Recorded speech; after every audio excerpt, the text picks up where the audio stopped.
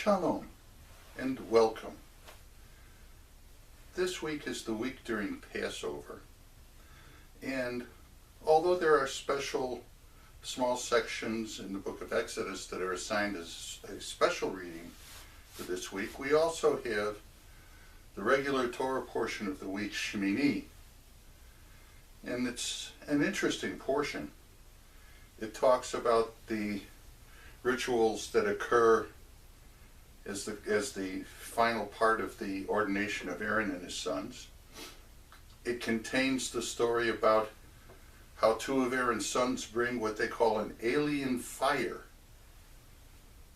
and get burned by fire that comes forth from the ark, from God. And it also contains the first listing of the kosher animals, the animals that you can eat or the animals that you cannot eat, mammals, birds, fish, creeping things that creep on you.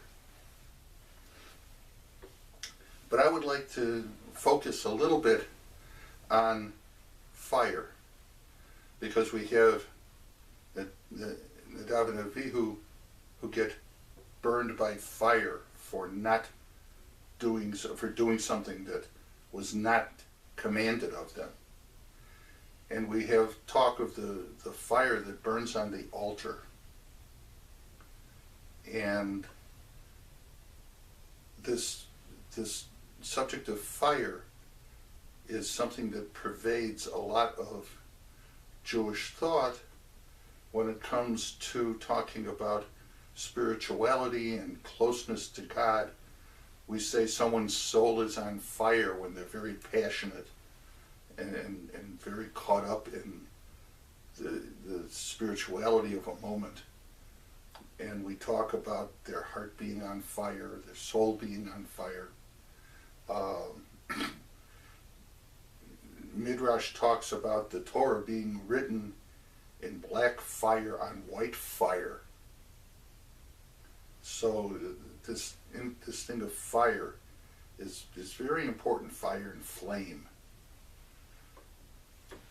In the Torah portion, there's a couple of verses that say fire came forth from Adonai and licked up or burnt up the offering that was on the ark. And the people all saw this and praised God when they saw this. So this thing of fire is very important. And to show how this has been interpreted and to give an example of how this, one way that this is interpreted, here's a story of the Baal Shem Tov, but it's more a story of his Hasidim. It was Simchas Torah at the shul of the Baal Shem Tov, and the Hasidim were involved in the evening prayers. After the evening prayers, they went to a feast, and they had a wonderful holiday meal, and they came back to the synagogue, to the very large social hall that they had, and they started dancing and singing Simchas Torah songs. And they were passing the Torah from one to another. This took place in the 1700s. And we still do the same thing today. And they drank wine. The wine flowed freely for hours. And they danced and they sang, and it was wonderful, and were dancing with the Torahs and lifting the Torahs. And in the small hours of the morning, they were still going, but they ran out of wine. Now by this time, everybody was, he was a basimcha, they were full of joy, not to mention that many of them were also full of wine, and some of them were a little too full of wine.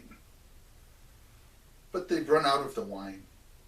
So they found the synagogue caretaker They said, hey, go down to the cellar and bring us some more wine from the stock the Baal Shem Tov has in the cellar. Now the Baal Shem Tov's wife, Hannah, heard the commotion that was going on in the hall, and she went in as the Hasidim are asking, please, to the caretaker to go and get additional wine. So Hannah becomes fearful that if they keep drinking the wine, that when it comes time to say Kiddush or do the Havdalah ceremony at the end of Simchas Torah, there wouldn't be any wine left. So she went to her husband, the Baal Shem Tov. She said, Israel, please, I'm afraid that we won't have enough wine left for Kiddush or Havdalah. Could you please go and tell your Hasidim that they should stop and it's time to go home? The Baal Shem Tov looked at her and said, Hannah, why don't you go and tell them it's time to go home? So Hannah went. She went into the hall, and she sees the Hasidim are still dancing. They're in a big circle, and they're dancing around with one another.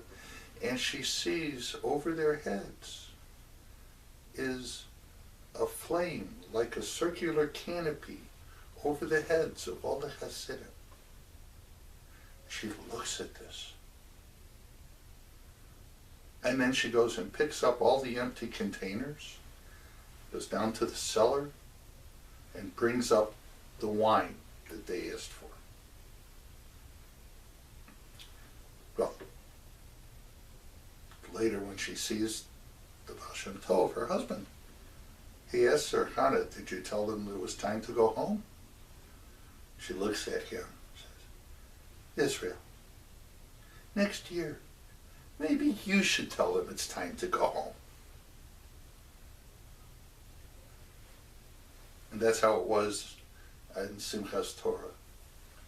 But just imagine this image of these people being so involved in the celebration of Simchas Torah that it looked like there was fire, flame, over their heads making a canopy.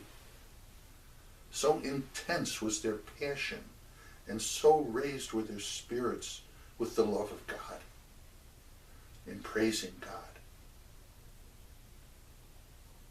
Would that in our own prayers we should have such intensity as this.